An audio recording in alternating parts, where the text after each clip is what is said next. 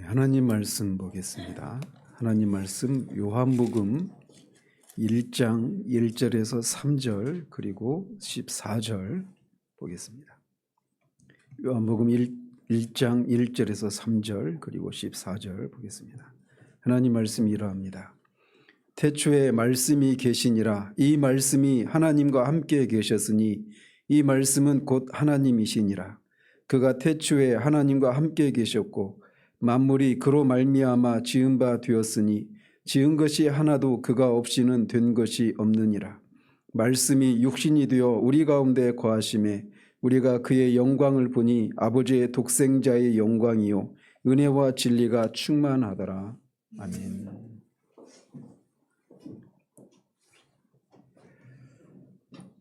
메리 크리스마스입니다. 정말 메리십니까? 성탄절은 기쁨과 설렘의 계절이지만 이 성탄절이 우리가 알다시피 달력이 한 장밖에 남겨져 않은 그런 시기에 우리가 성탄절을 맞으면서 문득 우리는 이런 묵직한 질문 앞에 서게 되곤 합니다. 시간이 과연 우리 편일까? 우리는 매일 치열하고 바쁘게 살아가지만 한 해가 지나가고 10년이 지나가고 해도 마치 다람쥐 쳇바퀴 돌듯이 제자리 걸음만 하는 듯한 그런 허무함을 느끼곤 합니다. 우리가 손목에 차고 있는 시계나 또는 벽에 걸려있는 달력은 단지 헬라어로 크로노스라고 하는 것, 즉 물리적으로 흘러가는 시간만을 보여줍니다. 그래서 오늘이 2025년 12월 25일이라고 하는 그냥 물리적인 시간만 우리에게 보여줘요. 그런데 이 크로노스의 시간은 우리를 종국에는 죽음과 소멸, 즉 허무로 인도하는 것처럼 느껴지곤 합니다. 돈을 벌고 자녀를 양육하고 목표를 위해서 발버둥 쳐도 결국은 모든 것이 사라져버린 그런 죽음 앞에 다 직면하게 됩니다.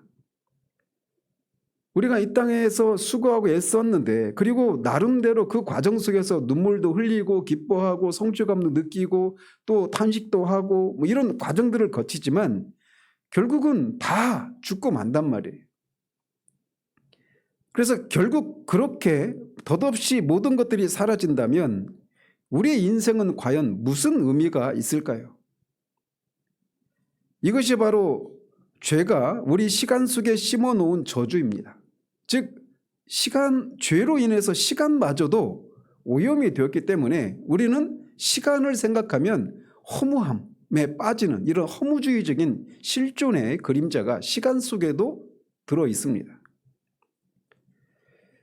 그러나 오늘 성탄절은 이 허무한 시간의 저주를 깨뜨리는 위대한 선포를 하고 있습니다.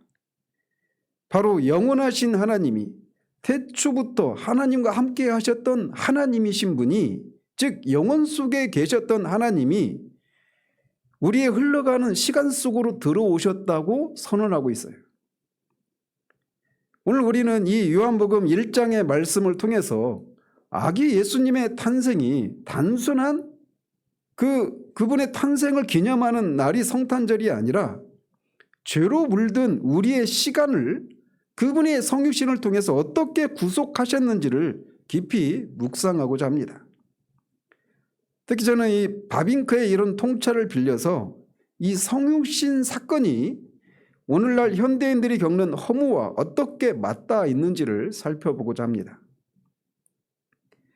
우리가 이 성육신의 의미가 무엇인가를 올바로 이해하기 위해서는 하나님께서 어떻게 이 세상을 바라보시는지에 대한 건강한 신학적인 렌즈가 필요합니다. 우리는 흔히 신앙을 갖게 되면 세상을 등지거나 무가치하게 여기기가 쉽습니다. 하지만 성탄의 메시지는 정반대를 가리킵니다. 세상에 대해서 우리가 경계해야 될 두 가지 잘못된 태도가 있습니다. 저는 여러 번 말씀드렸지만 첫 번째는 경건주의적인 도피예요. 이들은 개인의 내면적인 경건과 영혼 구원에만 집중한 나머지 우리가 발딛고 사는 세상, 즉 자연이나 문화나 학문 이런 것들을 장차 망할 곳, 그런 개념이나 죄악된 영역으로 치부합니다. 그래서 그런 사람들에게 구원은 그런 세상으로부터의 탈출이 그들이 생각하는 구원이에요. 그리고 신앙생활이라고 하는 것은 교회의 울타리 안으로 갇혀있는 그냥 세상과 단절된 그런 모습이 그들이 추구하는 신앙의 모습입니다. 최대한 세상과 단절되고 그렇게 내면의 경건과 영혼 구원에만 집중하는 이런 모습이 진짜 경건한 신자라고 하는 개념을 가지고 있습니다. 두 번째는 근본주의적인 적대입니다. 경건주의는 도피 정도에 머물렀다면 근본주의는 적대를 합니다. 즉 현대 문학이나 현대 학문이나 문화를 신앙의 적으로 간주하고 배격하고 오직 신앙에만 천착을 합니다. 이것은 세상 속에 심겨진 하나님의 일반 은총을 무시하는 결과를 낳는다는 면에서 경건주의적인 도피나 근본주의적인 대적이나 매 한 가지입니다. 이 두 가지 태도는 모두 잘못된 이원론이라고 하는 공통된 한계를 가지고 있습니다. 그래서 거룩한 것과 속된 것, 이거를 성속 이원론 이렇게 말을 하죠. 그래서 거룩한 것과 속된 것을 날카롭게 나누고 하나님이 만드신 창조세계 전체를 온전히 껴안지 못하는 그런 한계를 노정합니다.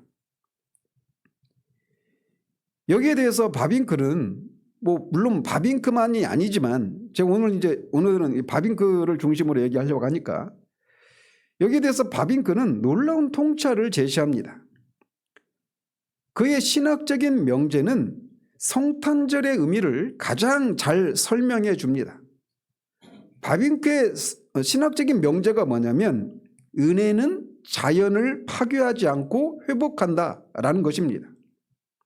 성탄절이 바로 그것을 우리에게 말해준다는 것이죠. 은혜는 자연을 파괴하지 않고 회복합니다. 이게 바빙크뿐만 아니라 개혁주의 신학이 가지고 있는 기본적인 통찰이에요. 그래서 그는 하나님이 세상을 진짜로 만드셨음을 강조합니다. 세상은 하나님이 조종하시는 꼭두각시들의 무대가 아닙니다.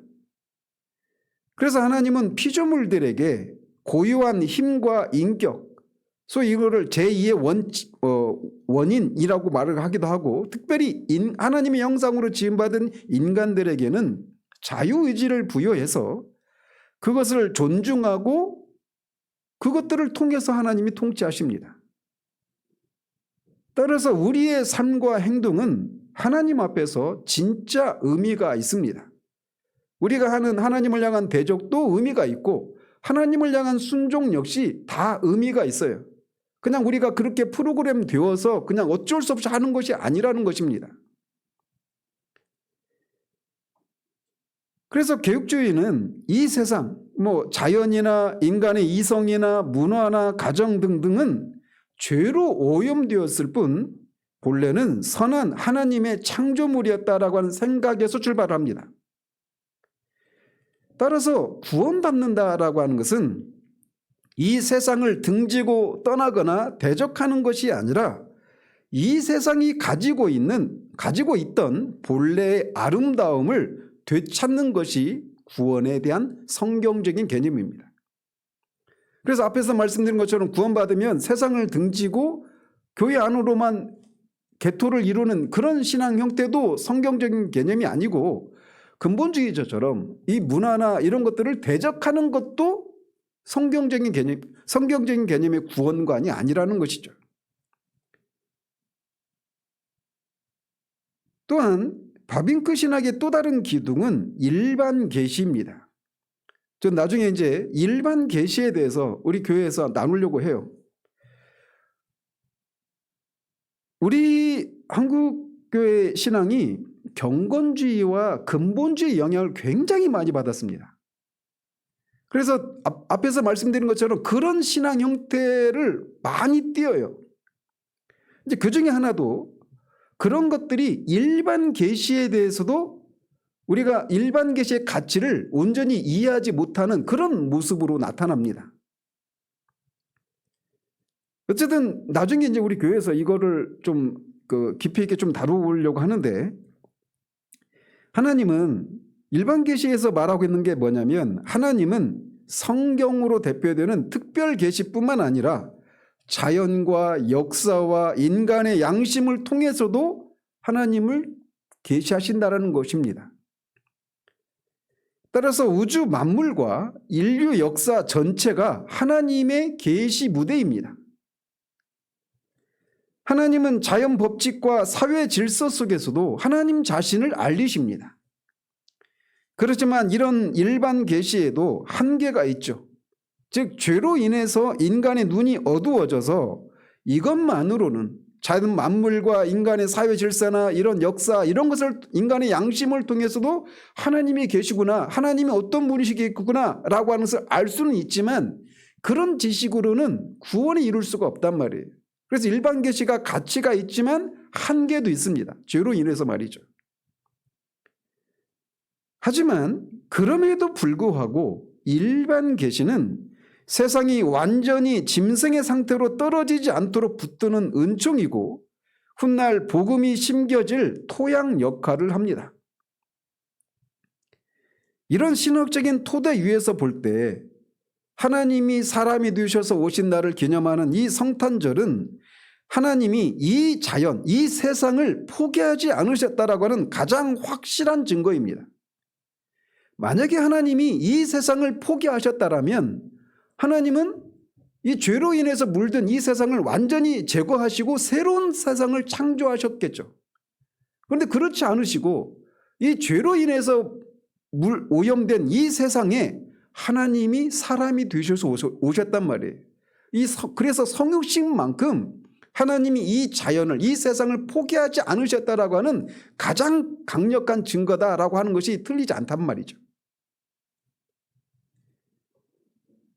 오늘날 이 사실이 이제 우리의 삶 가운데 어떤 의미가 있는가를 좀 살펴보는데, 오늘날 현대인들은 여러 가지 형태의 이전 시대와는 다른 형태의 허무주의에 빠져 있습니다. 성육신 이 교리는 21세기의 문화적인 현상 중에 하나인 이생망. 이생망이 뭔지 아십니까? 좀 이따 설명 드릴게요. 21세기 문화적인 현상 중에 하나인 이생망과 평행우주론에 대한 강력한 답을 제시합니다. 요즘 청년들 사이에서 자조적으로 쓰이는 단어가 이생망이라고 하는 단어가 있습니다. 이번 생은 망했다. 근데 이게 단순한 푸념이 아닙니다.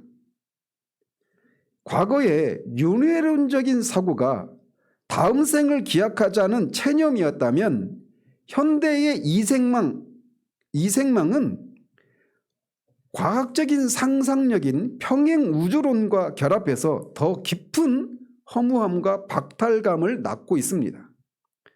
그럼 평행우주론은 또 뭐냐? 평행우주론은 우리가 보고 있는 이 우주 말고 또 다른 우주가 여러 개의 우주가 있다라는 거예요. 그러니까 다중우주론 또는 평행우주론 이렇게 말을 하는데, 여기 지금 현재 나는 여기에 지금 살고 있잖아요. 이 우주 안에서. 그런데 또 다른 평행우주가 있는데 거기에 또 다른 내가 있다라는 식의 개념들입니다. 그래서 이거를 이런 평행우주론을 기반으로 해서 나온 그런 영화가 있어요. Everything, Everywhere, All at Once라고 하는 그런 22년에 나온 영화인데 아카데미 수상작입니다. 7개 부분에서 수상을 했어요. 또 우리 지성이가 좋아했던 닥터 스트레인지. 닥터 후군요.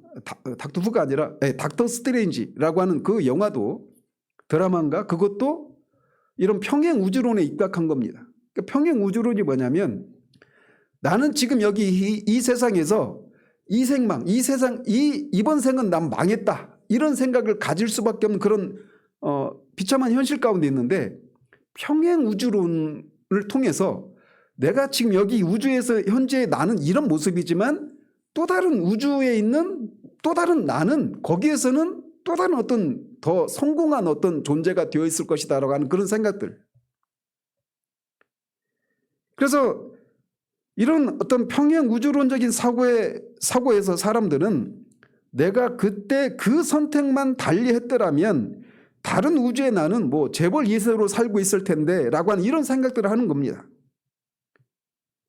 그래서 이것은 현재의 나를 실패한 버전으로 여러 가지 가능성이 있는데 현재 나는 어떤 잘못된 선택을 해서 이렇게 이번 생은 망했지만 내가 다른 우주에서 있는 나는 제대로 된 선택을 해서 지금과는 다른 어떤 성공한 내가 되어 있을 것이다 라고 하는 이런 상상 속에서 현재 비참한 처지를 위로거리로 삼는 이런 사고로 이어집니다.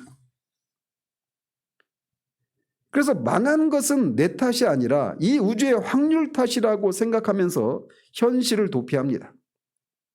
그런데 이런 것들이 여러분들에게는 뭐 그렇게 상상하는 사람들도 있나 이렇게 생각하시겠지만 한번 잘 들어보십시오. 이것은 개혁주의가 강조했던 인격적인 책임을 회피하게 만드는 상상입니다. 그리고 하나님이 주신 유일한 현실인 지금 여기를 부정하는 생각이에요. 개혁신학은 이런 만약의 허무주의에 맞서서 실제의 복음을 선포합니다. 하나님의 선택은 우리의 상상 속에 있는 다른 다른 우주 그리고 거기에 존재하는 또 다른 가능성이 있는 나가 아니라 현재 여기에 있는 그런 우리를 향해서 하나님이 선택을 하셨다는 것이죠. 그래서 평행 우주론이 우리를 나라는 존재는 무한한 변수 중에 하나일 뿐인가라고 하는 그런 허무로 이끌 때 성유 씨는 이렇게 답을 합니다. 아닙니다. 하나님은 수많은 가능성의 세계가 아니라 바로 이 역사, 이 시간, 그리고 지금의 당신을 선택해서 들어오셨습니다라고 말을 합니다. 그리스도의 십자가가 단번에 이루어졌다는 사실은 이 우주가 수많은 우주 중에 하나가 아니라 하나님의 구속 경륜이 집중된 특별한 무대임을 확증합니다. 요즘 뭐 우주인 얘기들이 많이 나오죠. 외계인 얘기들이 많이 나오잖아요. 이런 것들이 연장이에요. 그렇기 때문에 성도에게는 이생망이라고 하는 것은 존재하지 않습니다. 이번 생은 망했다라고 하는 것은 성도에게는 해당이 되지 않아요. 그래서 망가져 보이는 이 현실은 폐기 처분의 대상이 아니라 하나님의 은혜가 투입되어서 회복되고 있는 공사 현장이라고 할 수가 있습니다. 하나님은 죄로 인해서 망가지지 않은 멀쩡한 다른 우주를 찾아 떠나시는 분이 아니라 망가진 이 땅에 오셔서 고치시는 분이십니다. 성육신이 의미하는 것이 그거예요. 죄로 인해서 망가진 이 세상에 하나님이 이 세상에 사람이 되어서 오신 사건이 성육신입니다.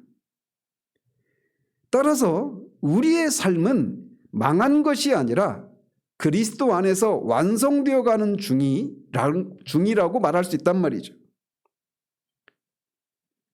자, 한편 성유씨는 고대 헬라 철학이나 영지주의 또는 불교적인 세계관이 공유하는 탈출적인 구원관과 정면으로 충돌하는 기독교만의 독특한 구원을 보여줍니다.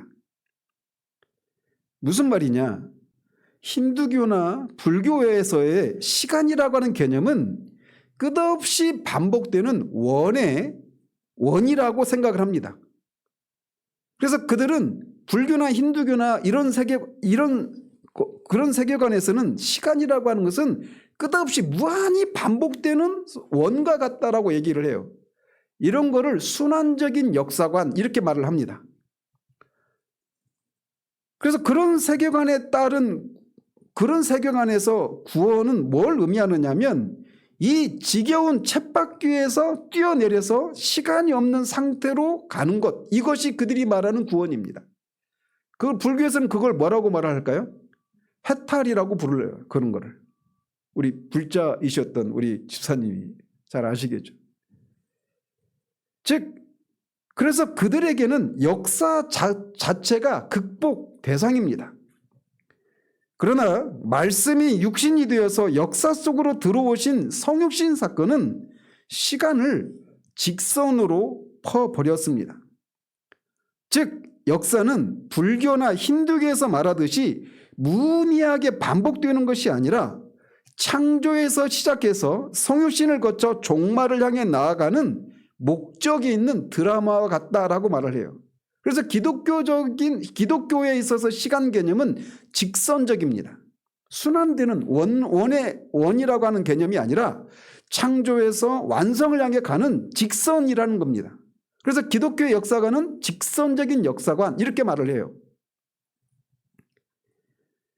자, 그런데 이렇게 불교나 힌두교의 세계에서는 육체와 물질을 영혼을 가두는 감옥으로 이해를 합니다. 그들에게 있어서 구원은 영혼을 가둬놓고 있는 육체를 벗어나는 것이에요. 그래서 궁극적으로는 존재가 사라지는 것, 이것이 그들이 말하는 최종적인 구원의 상태입니다. 이걸 불교 용어로 뭐라고 말을 해요?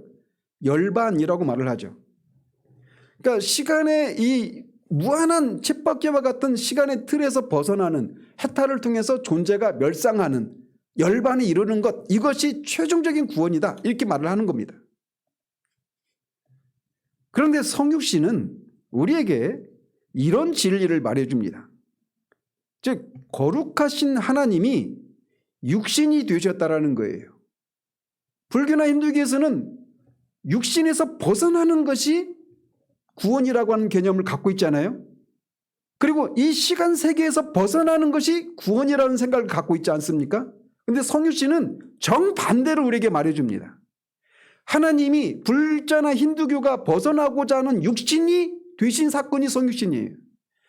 불자나 힌두교들이 추구하는 이 시간세계, 무한한 시간세계 속에서 벗어나는 것을 구원이라고 생각하는데 반대로 영원하신 하나님이 시간 속으로 들어오신 사건이 성육신이다 라고 말을 해서 성육신은 시간이 그들이 생각하는 것처럼 무의미하고 무가치하고 허무로 이끄는 그런 것이 아니라고 하는 것을 말해준단 말이에요.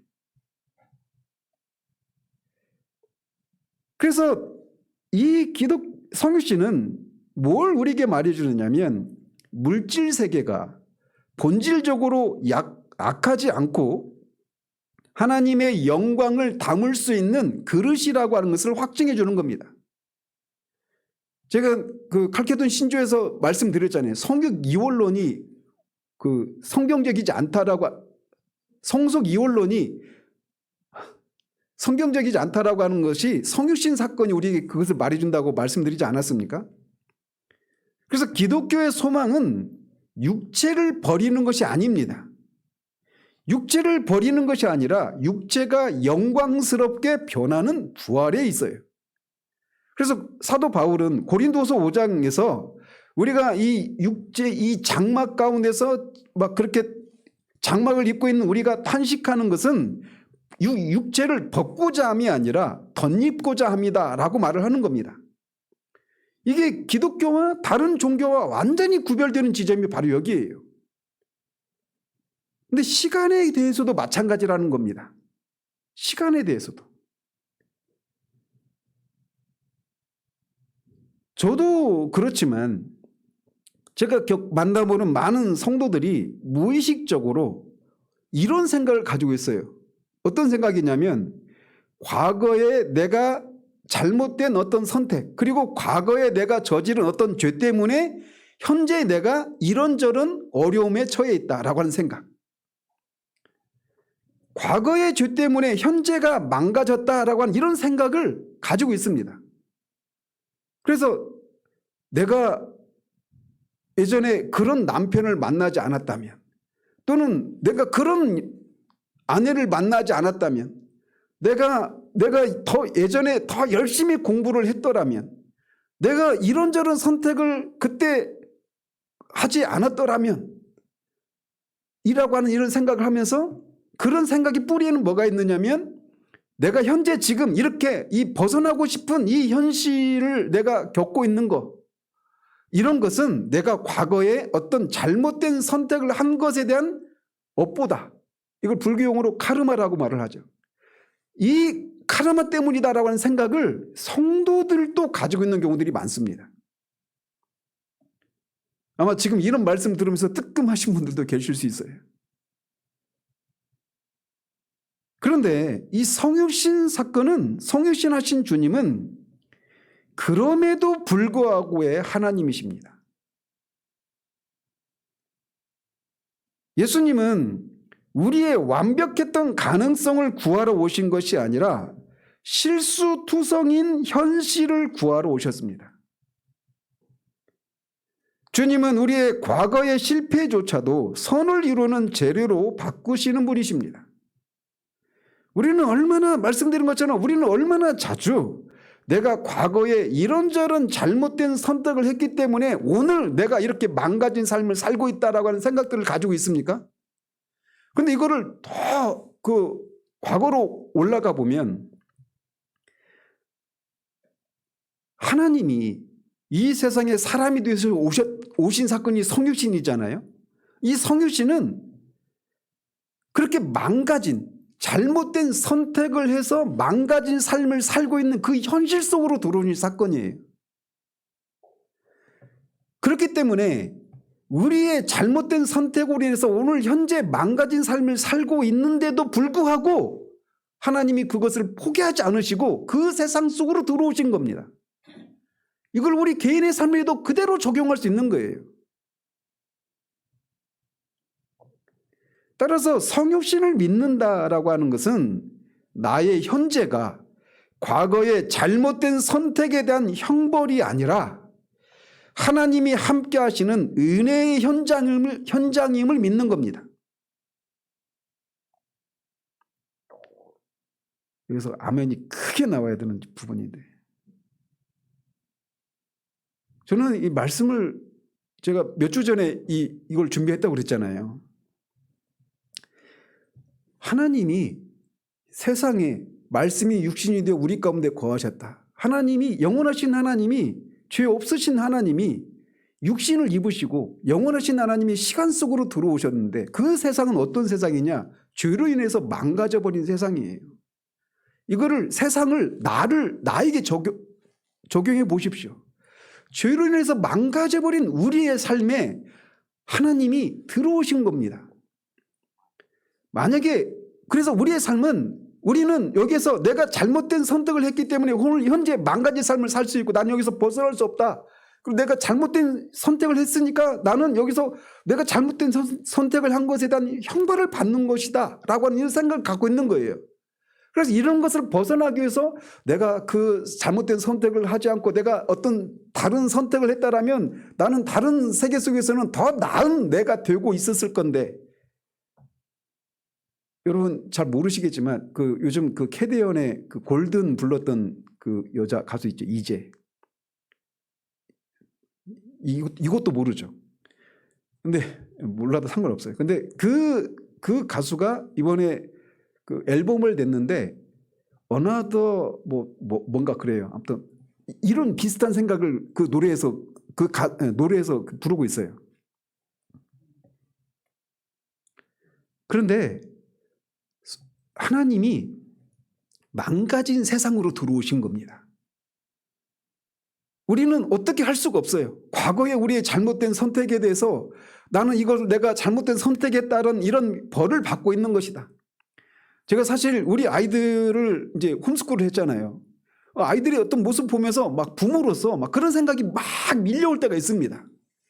내가 만약에 아이들을 홈스쿨을 하지 않고 그냥 학교를 계속 정규적인 학교를 보냈더라면 오늘 이런 뭐 이런 불확실한 이런 모습 때문에 방황하고 이런 삶을 살지 않았을 수도 있었을 텐데 이런 생각들이 막 밀려와요. 수시로.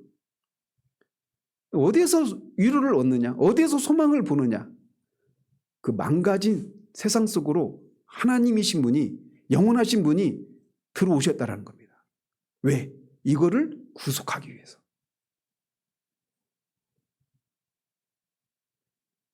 우리는 성육신을 통해서 영원히 시간 속으로 들어왔다라고 고백할 수 있는 거예요.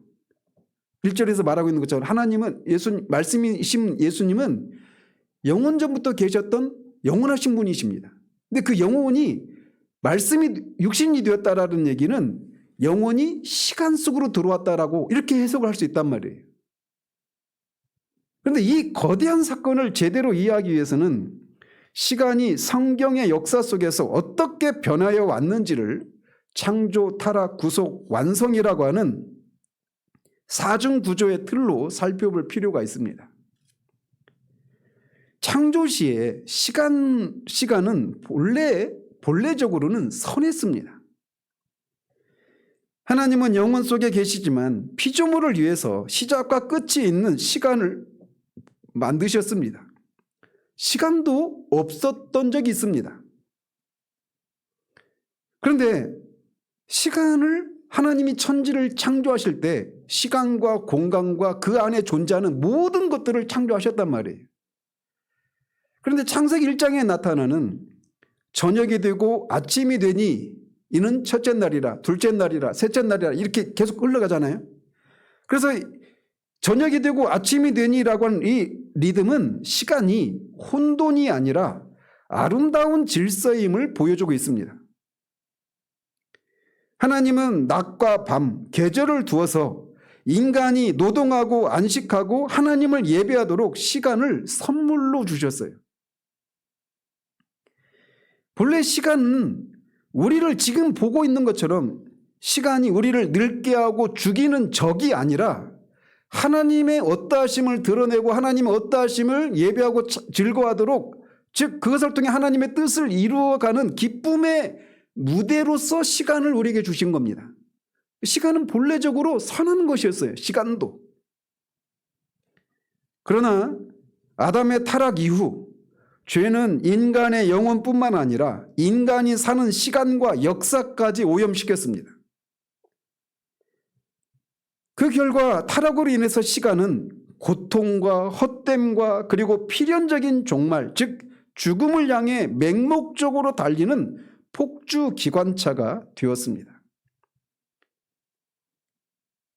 시간은 인간의 사정을 헤아리지 않습니다. 그래서 우리가 이 땅에서 그런 불행들을 보지 않습니까? 어떤 사람에게는 막 그렇게 사랑하는 부모가 있는 아이들이 아직도 뭐 장성하려면 아직도 멀었는데 시간이라고 하는 이 폭주 기관차는 그 사정을 헤아리지 않고 그냥 그 부모가 시간 속에 삼켜져 버립니다.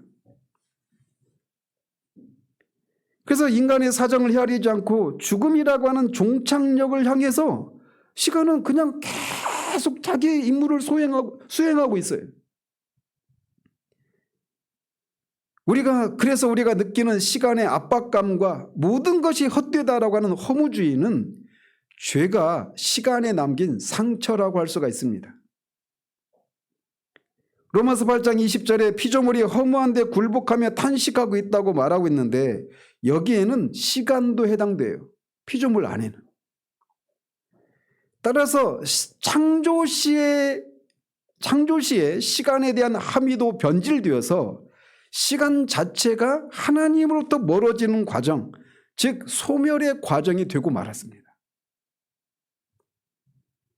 바로 이 절망적인 흐름 속에 성탄절의 기적이 일어난 거예요. 갈라디아서 4장 4절은 예수님의 탄생을 때가 참에라고 표현합니다. 하나님이 사람이 되신 성육신 사건은 시간과 관련해서 해석하자면 영원하신 하나님이 유한한 시간을 입고 인간의 몸을 입고 유한한 시간 속으로 들어오심으로써 죄와 죽음 그리고 허무가 지배하던 시간의 흐름을 끊어내신 사건으로 해석될 수가 있는 겁니다. 예수님은 시간의 주인이시면서도 시간을 구원하기 위해서, 구속하기 위해서 스스로 시간 안에 갇히셨습니다.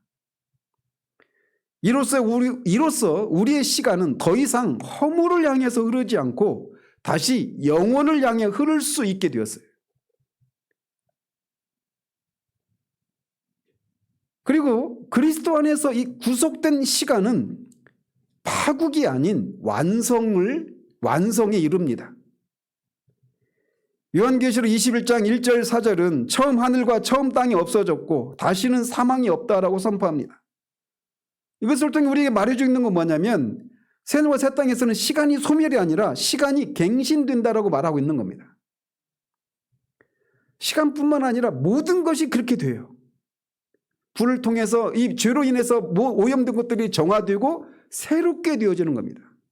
그래서 새하늘과 새 땅이라고 부르는 겁니다. 그 안에 시간도 포함되어 있어요. 그래서 완성된 하나님 나라에서 우리는 하나님과 얼굴을 맞대고 영원토록 교제를 나누게 됩니다. 그때 우리의 시간은 흘러가 사라지는 아쉬운 시간이 아니라 하나님의 임재가 가득한 영원한 현재가 될 것입니다. 이게 시간과 관련해서 창조, 타락, 구속, 완성이라고 하는 이 네 개의 구조 속에서 시간이 각각 그런 의미를 갖고 있었단 말이에요. 더 나아가서 성육신이 우리의 삶에 미치는 영향을 더 구체적으로 이해하기 위해서는 시간을 표기하는 헬라어의 두 가지 단어의 의미를 살펴보면 성육신 사건이 어떤 의미가 있는가를 우리에게 더 풍성하게 말해줍니다. 헬라어에는 시간 개념을 표시하는 두 단어가 있는데 하나는 앞에서 말씀드린 것처럼 크로노스라고 하는 단어예요. 크로노스. 또 하나는 카이로스입니다. 크로노스, 카이로스. 이 두 단어가 있는데 이 두 개념, 크로노스와 카이로스의 통합이 이루어진 사건이 성육신입니다. 그러면 크로노스는 뭐냐? 크로노스는 앞에서도 잠깐 말씀드린 것처럼 시계와 달력으로 측정되는 그냥 째깍째깍 흘러가는 물리적인 시간이에요. 지금이 12시 7분 전입니다. 제가 10분 내에 끝내야 되는데. 어쨌든 이렇게 크로노스라고 하는 것은 그야말로 그냥 물리적으로 흘러가는 그냥 시간입니다. 물리적인 시간이에요. 그런데 죄 아래에 있는 인간에게 크로노스는 잔인합니다. 그것은 우리를 늙게 만들고 사랑하는 사람을 뺏어가고 결국 죽음으로 몰고 가요. 크로노스 안에만 갇혀 있으면 인생은 강물처럼 흘러가서 사라지는 헛된 것이 되고 맙니다. 그래서 한 해 동안 그리고 평생을 수고하면서 살았지만 이 크로노스에만 갇혀 있으면 달력이 한 장밖에 안 남은 이 시기는 우리에게 쓸쓸함과 조급함을 불러일으킵니다. 따라서 크로노스는 허무에 갇힌 양적인 시간이다, 이렇게 해석될 수가 있는 겁니다. 무슨 말씀인지 아시겠어요? 그래서 우리가 그냥 크로노스는 날마다 우리가 그냥 하루하루 살아가면서 그냥 물리적인 우리가 직면하는 그런 시간들이에요. 근데 그런 크로노스라고 하는 이 시간 개념 안에만 갇혀 있으면 우리 인생을 돌아보면 결국은 허무함으로 끝나고 말아요. 내가 자식들을 위해서 애쓴 것이 무슨 의미가 있는가? 내가 평생을 수고하고 애썼던 것이 무슨 의미가 있는가? 다 이 크로노스는 사망이라고 하는 종착역으로 우리를 이끌어가기 때문에 크로노스 안에만 갇혀 있으면 허무로 끝나고 맙니다. 이에 비해서 카이로스라고 하는 단어가 있는데 이 카이로스는 단순히 흐르는 시간이 아니라 의미가 부여된 결정적인 순간을 카이로스라고 말합니다. 특별히 하나님의 뜻이 이루어지는 적합한 때를 카이로스라고 불러요. 이런 면에서 우리도 그런 우리의 삶 가운데 그런 게 있잖아요. 어제 우리 희상주님이 생일이었죠. 근데 그냥 계속 흘러가는 겁니다. 시간이. 크로노스 시간이 흘러가요. 그런데 12월 24일은 희상주님이 태어난 날이에요. 마크 토웨는 시간에 대해서, 날짜에 대해서 두 가지, 우리 인생에서 두 가지 중요한 날이 있다.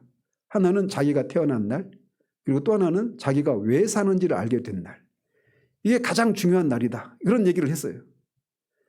그러니까 12월 24일은 그냥 누구에게는 아무런 의미가 없는 시간일 수 있습니다. 그런데 형제님에게는 그날이 태어난 날이에요. 내가 이 세상에 존재하게 된 날이기 때문에 의미가 있어요.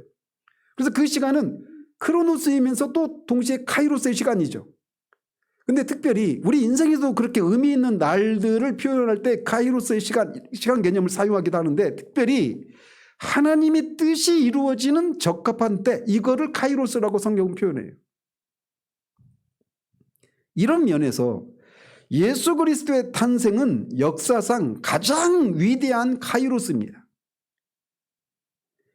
영원히 시간의 수직축을 뚫고 들어온 사건이기 때문에 그렇습니다. 이것과 비견될 수 있는 카이로스의 시간은 없어요. 그래서 성탄절의 핵심 메시지는 이것입니다. 하나님이신 예수님이 크로노스 속으로 들어오셔서 그것을 카이로스로 바꾼 사건이 성육신이에요. 그래서 다른 말로 말하면 일상 속으로, 예수님이 일상 속으로 들어오셔서 그것을 영혼으로 바꾼 사건이다. 이렇게도 말할 수가 있는 겁니다. 바르트는 하나님의 시간은 인간의 시간을 단순히 없애버리는 것이 아니라 그것을 의롭게 하고 새롭게 창조한다. 우리의 시간이 비로소 하나님과의 관계 속에서 그 참된 의미를 얻게 된 것이다 라고 카이로스의 의미를 그렇게 바르게 해석해요. 오스기니스도 예수 그리스도 안에 있는 삶은 그 자체로 영혼의 한 부분이 된다. 우리의 삶의 순간들은 단순히 흘러가 사라지는 것이 아니라 영혼에 등록되는 순간들이 된다라고 말을 했습니다. 크로노스의 시간 안에만 있으면 우리는 그냥 다 흔적도 없이 사라지고 말아요. 의미도 없습니다.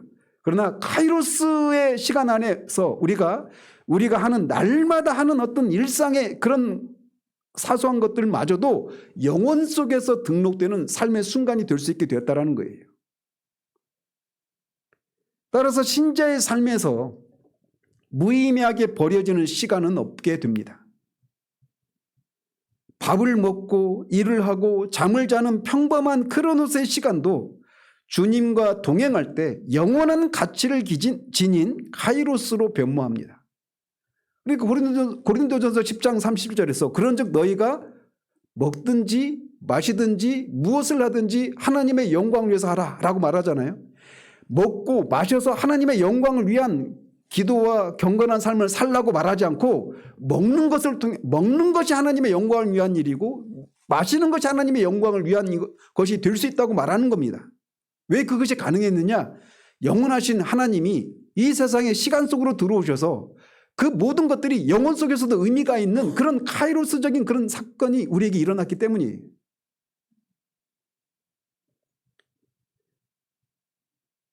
그래서 이게 성탄절의 메시지가 핵심은 이거예요. 크로노스와 카이로스가 통합을 이루는 겁니다. 그러니까 우리의 삶이 먹는 것이 영원한 그런 가치를 가진 일이 될 수 있게 만든 사건이 성육신 사건이라는 겁니다. 그래서 먹는 거, 일상 이런 것들이 아무런 가치가 없기 때문에 경건주의가 표방하는 것처럼 이런 것들은 가치가 없는 일이고 우리가 오직 기도하고 성경 읽고 전도하고 교회 봉사하고 예배하고 이런 것에만 전념해야 된다 이런 게 아니라 먹는 것마저도 하나님의 영광을 위한 일이고 마시는 것마저도 영혼 속에서 등록되는 그런 삶이 될 수 있다라고 말하는 거예요.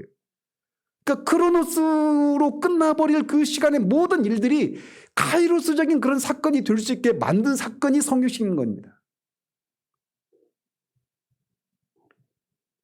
자, 그렇다면 구속받은 성도는 이 땅에서 남은 시간을 어떻게 살아야 할까요? 성경은 우리에게 구체적인 행동 지침을 주는데 에베소서 5장 16절에 세월을 아끼라 때가 악하니라 라고 말합니다. 여기서 세월도 카이로스예요. 그리고 아끼라고 하는 단어가 어떤 뜻이냐면 헬라어로는 엑사고라소라고 하는 단어인데 이게 문자적으로 보면 값을 치르고 사다라는 뜻입니다. 그러니까 이게 신학 용어로는 구속하다, 속량하다 이런 뜻이에요. 영어 단어로 리딤이라고 하는 단어이거든요. 예수님을 구속자라고 말하는데 리디머라고 말을 해요. 그 찬송가 우리 카페 올린 리디머라고 하는 찬송이 있죠. 근데 거기서 그 단어인데 이게 시간을 값을 치르고 살아. 문자적으로는. 이건 뭐냐면 신학적으로는 시간을 구속하라. 시간을 속량하라. 이런 뜻입니다. 즉 그냥 두면 허무하게 흘러가 버릴 크로노스의 시간을 믿음의 결단을 통해서 영원한 가치가 있는 카이로스로 적극적으로 사들이라고 말하는 겁니다. 그러니까 여기서 우리가 조심해야 될 게 그러면 영혼 속에서 가치가 있으려면 오늘 우리가 하는 일상 먹고 마시고로 대표되는 그런 일상은 건너뛰고 성경 읽고 기도하고 이런 일에만 해야 되느냐 이런 의미는 아닙니다. 그런 것도 카이로스적인 그런 시간 속에서 하는 일이 될 수 있고 그래서 영혼 속에서 의미가 있는 일이 될 수 있다고 말하는 거예요.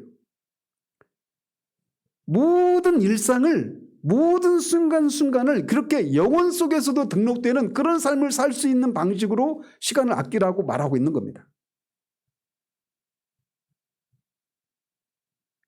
그래서 우리의 삶이 성유 씨는 우리의 그 하찮고 사소하다고 생각되는 그 모든 것들도 영혼 속에서도 의미가 있는 것이 될 수 있는 거예요. 여러분 그 마태복음 25장에서 양과 염소의 무리에 대해서 평가하실 때 주님이 네가 상을 받은 사람 또 벌을 받는 사람에게 그 상과 벌을 내리시는 기준이 우리 볼 때는 그렇게 막 크고 위대하고 엄청난 그런 일들이 아니죠. 그냥 벗은 사람한테 옷 입혀주고 먹을 거 필요한 사람에게 먹을 거 주고 목마른 사람한테 물 주는 거예요. 뭐 그게 대단한 일은 아니잖아요. 근데 그 대단하지 않은 일들도 영혼 속에서 주님이 주님을 위한 일이라고 평가받을 수 있는 그런 것이 될 수 있다고 말하는 겁니다. 그 메시지 중심 메시지는 그건 아니지만 그렇게도 적용될 수 있단 말이에요. 그래서 구속된 시간을 사는 성도는 시간을 속량하는 구속하는 방식의 삶을 살아야 됩니다. 또 하나는 고통과 수고를 재해석해야 합니다. 성육신하신 주님은 우리의 고통스러운 시간 속에서도 함께 하십니다. 그러나 구원받지 못한 사람들에게 있어서 고난은 재수없는 시간이에요. 그런 일이 일어나지 않았으면 싶은 시간들입니다. 그러나 신자에게 있어서 고난받는 시간은 장차 나타날 영광을 준비하는 시간입니다. 우리의 실패, 아픔, 질병의 시간조차도 하나님 손에 붙들리면 나를 빚으시는 거룩한 카이로스가 됩니다.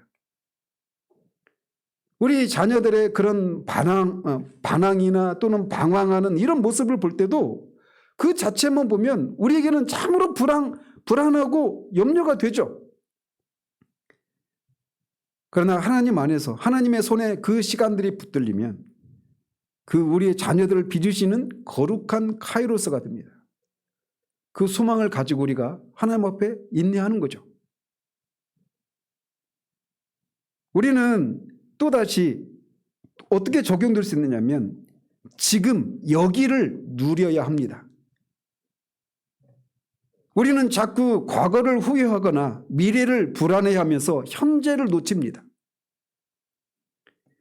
그러나 하나님은 스스로 있는 자이십니다. 즉 주님은 과거나 미래가 아니라 바로 지금 이 순간 우리와 함께 하시는 분이십니다. 성탄의 기쁨은 멀리 있는 것이 아닙니다. 오늘 내게 주신 직장, 가정, 만남 속에서 하나님의 임재를 발견하고 감사하는 것, 그것이 바로 영혼을 사는 삶입니다.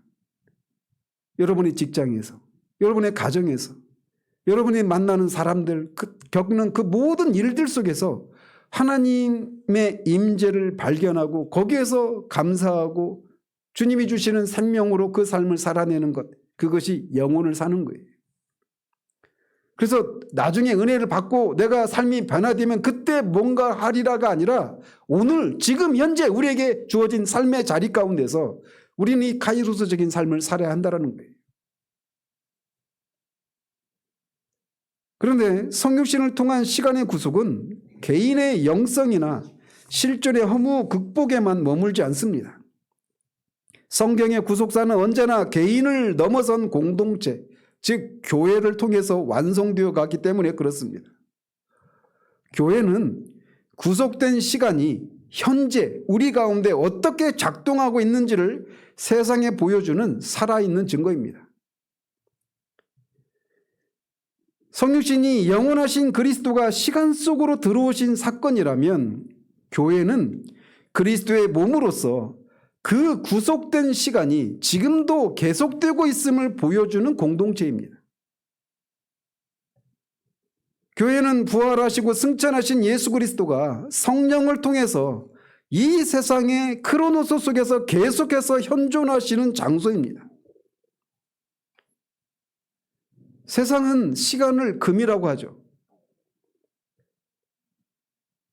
그렇기 때문에 우리가 주일이나 주중에 어떤 예배와 모임에 참석하는 것을 그들의 눈에 보면 어리석게 보입니다. 공주에서 올라오시는 분들이 계셔서 우리 교회가 멀어서 못 다니겠다라고 하는 사람들은, 공주보다 가까운 데서 있는 사람들은 핑계대지 못하게 돼 있어요. 오늘은 신안에서까지 왔는데 이제 한 번도 내에 살고 있는, 육지 내에 살고 있는 사람 아무도 우리 교회가 멀어서 못 온다고 핑계댈 수가 없습니다. 저는 할렐루야가 외쳐지는데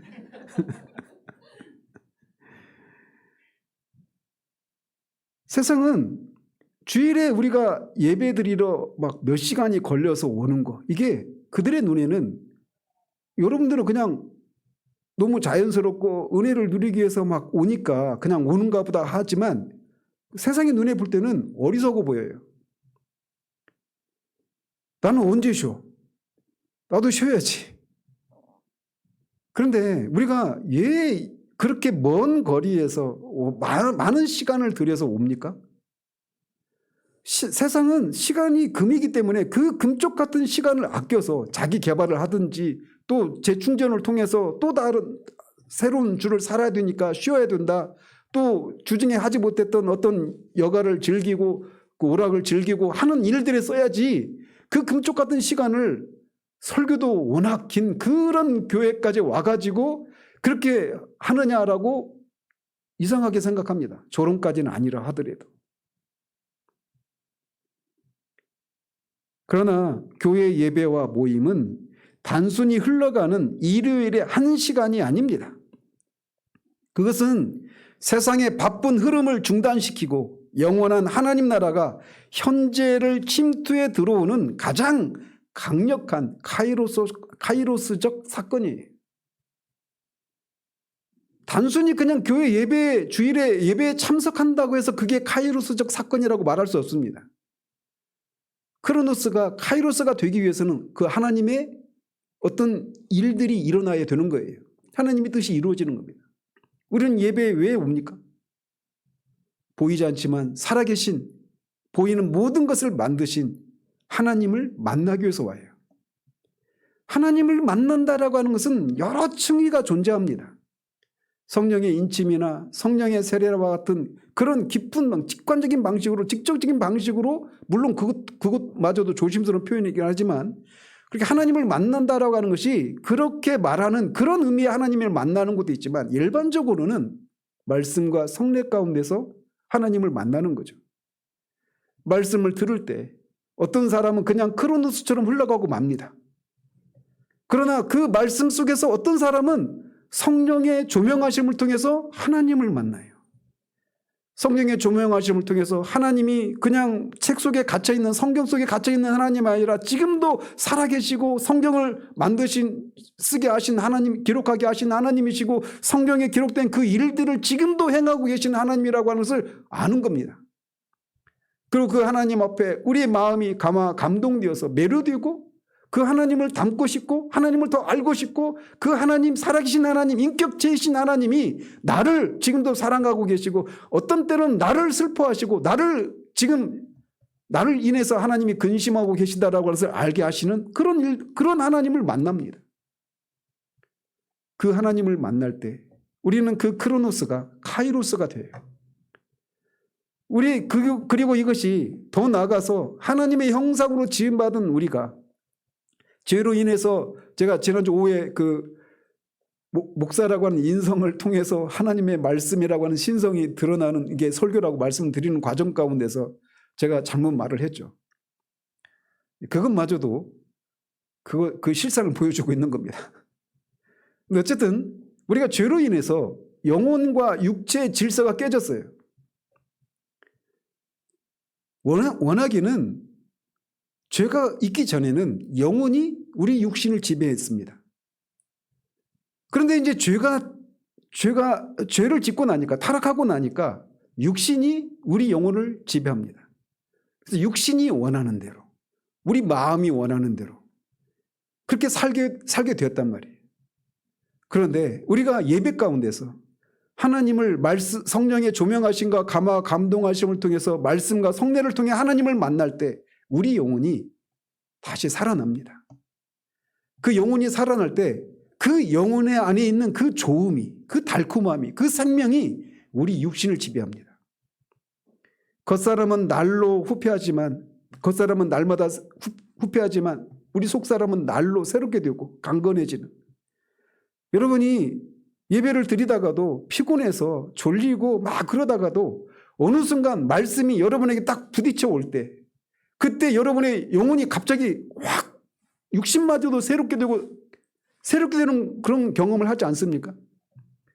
저는 기도할 때 어떤 때는 직장 다닐 때도 퇴근하고 나면 막 이제 긴 장의자가 있는 교회였는데 저는 이제 기도하는 습관이 무릎 꿇고 하는 그런 기도를 처음부터 이렇게 배워가지고 장의자에 올라가서 기도합니다. 근데 기도하는데 무릎을 꿇으려고 하는데 이 다리를 올릴 힘이 없을 정도로 힘들 때도 있어요. 그래서 진짜 다리를 하나 막 손으로 막 끙 해가지고 올려놓고 기도를 하는데, 기도 가운데 막 끙끙대다가 기도 가운데 주님을 만날 때 제가 영혼뿐만 아니라 육신마저도 새롭게 되는 그런 은혜를 수시로 경험합니다. 예배 현장 가운데서도 마찬가지예요. 막 졸리다가 어느 순간 말씀이 여러분의 마음에 확 부딪혀 올 때 여러분이 정신이 맑아지고 육신마저도 새롭게 되어지는 그런 은혜가 있어요. 그러니까 피곤한데 나는 언제 쉬어? 말씀의 은혜를 누리면 여러분이 10시간, 12시간 자는 것보다 더 강건하고 새롭게 되는 일들이 일어납니다.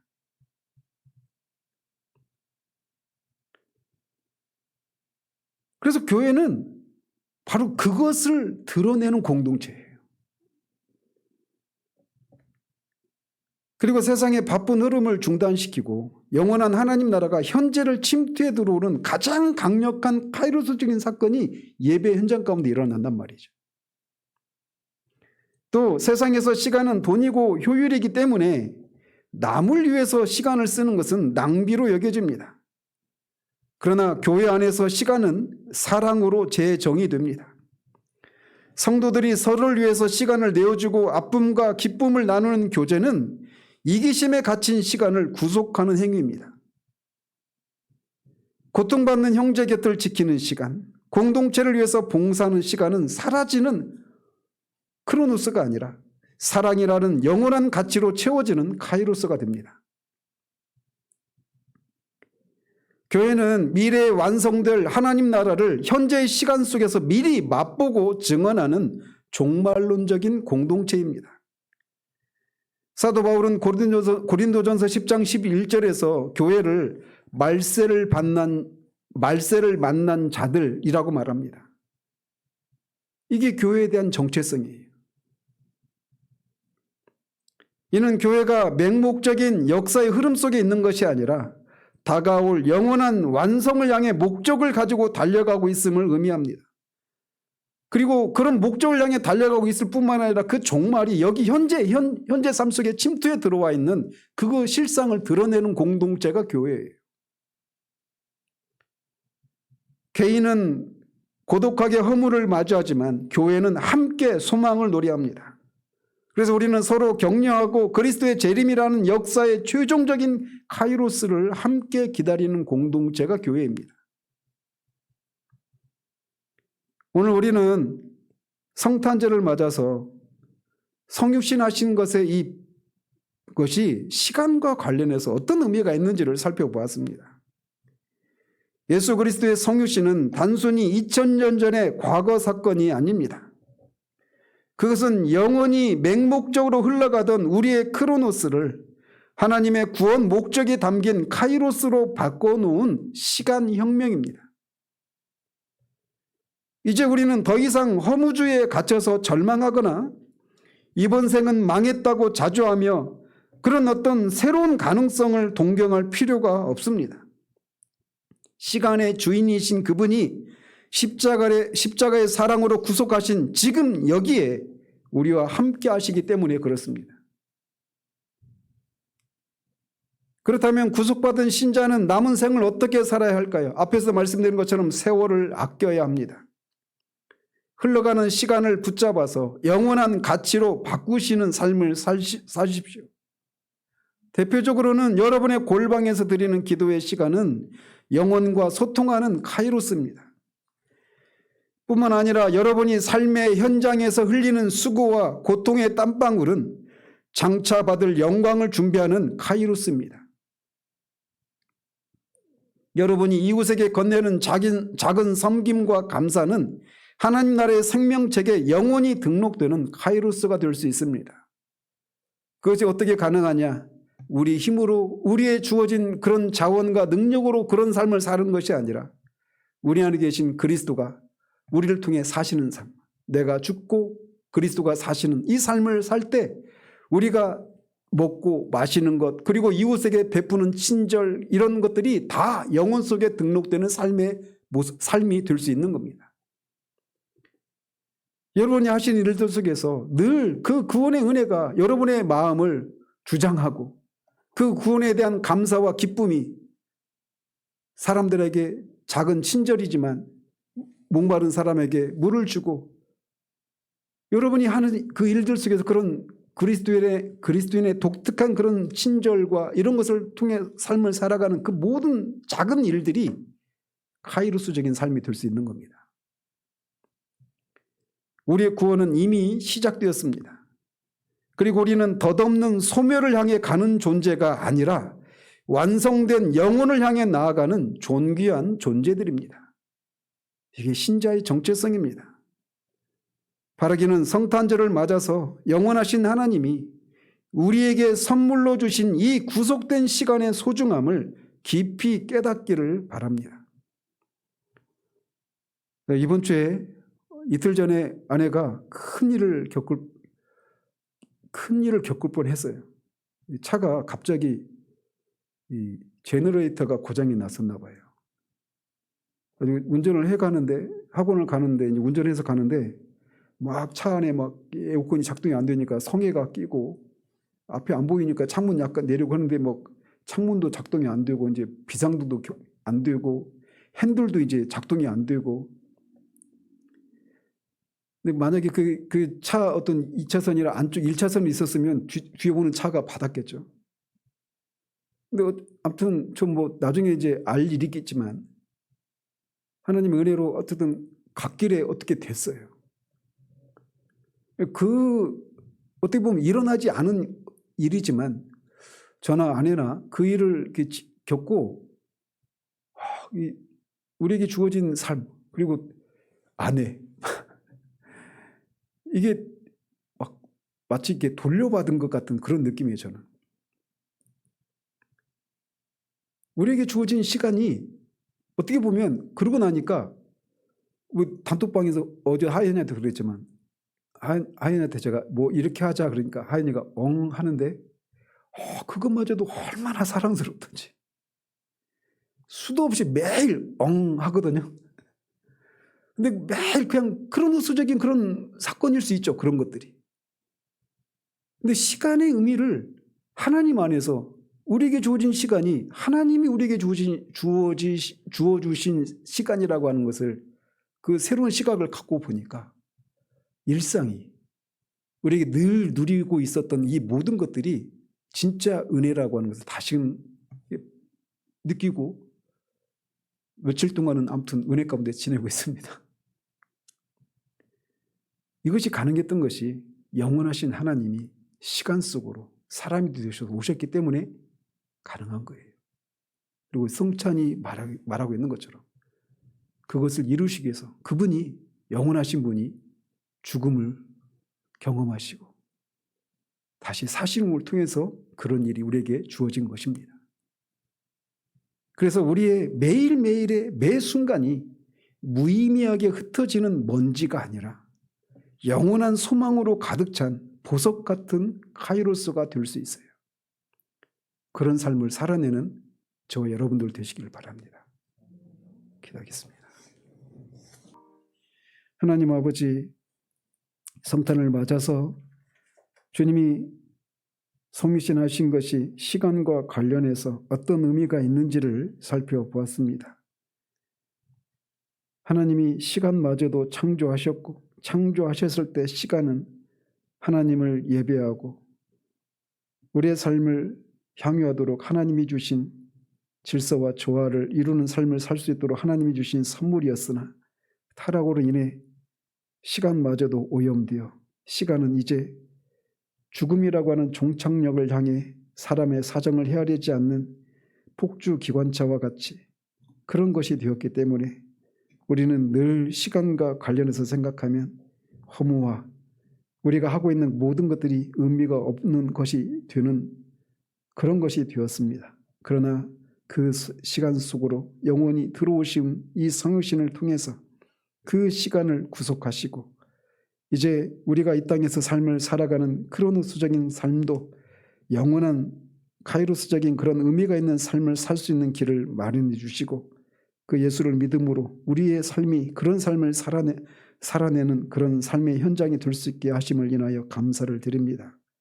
우리가 그런 사람임을 우리가 기억하고 우리에게 주어진 이 의미 없이 흘러가 버릴 수도 있는 그 크로노스적인 삶이 성령을 의지하여 내가 죽고 그리스도가 사는 삶을 살아내는 것을 통해 먹고 마시고 마시는 것으로 대표되는 이 하찮고 사소한 일들마저도 영혼 속에서 의미가 있는 카이로스적인 삶의 순간이 될 수 있음을 알고 실제로 그런 삶을 살아내는 우리들 또 우리 교회에 될 수 있도록 도우시기를 원합니다. 예수 그리스도 이름으로 기도합니다. 아멘. 성찬을